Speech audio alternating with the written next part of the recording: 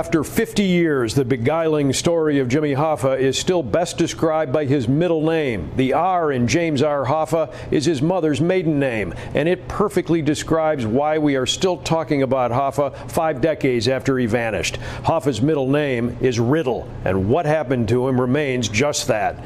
It is a riddle, though, with fresh clues and answers. In Detroit, at this popular longtime Teamsters Union haunt, reformed mafioso Novi Tocco says he knows what happened to the legendary union boss Jimmy Hoffa. Tocco's bloodline is the Detroit crime syndicate's ruling family, and he is the first-born member of the Motor City Mob ever to flip to cooperate with federal authorities.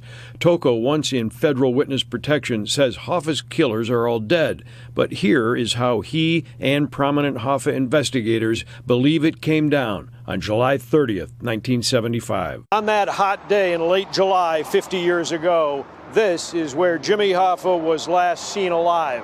He had parked his car in this lot outside a suburban Detroit restaurant.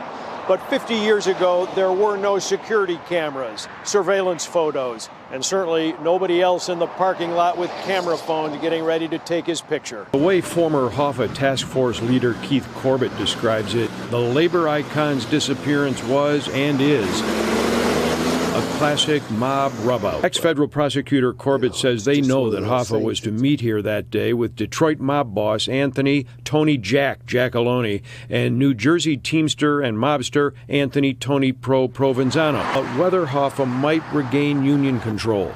But the mob figures stood up Hoffa that day. But then someone did show, apparently coaxing Hoffa from his Pontiac Granville into their car, where most top investigators believe he was quickly murdered. Tocco says mob family members told him Hoffa was quickly beaten to death. Corbett believes he was strangled in the car. Others say he was shot. Regardless of M.O. and despite years of searches in several states, there's never been a trace of his corpse.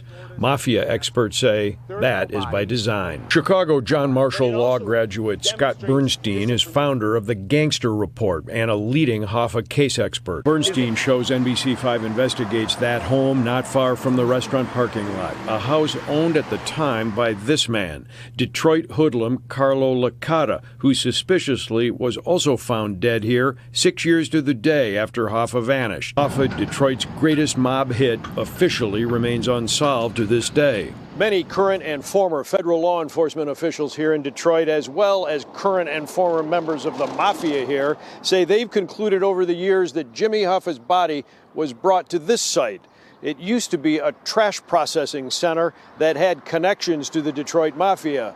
Oddly enough, what's here now is a Wayne County, Michigan jail. While some investigators believe Hoffa's body was processed here at the old mob-tied Central Sanitation Plant, transformed mobster Novi Tocco says Hoffa faced a fishier fate. Corbett admits that has been incredibly frustrating for the FBI for 50 years. There are investigators who continue working on the Hoffa riddle, insisting his body is still buried somewhere, most notably a mob-connected landfill in New Jersey.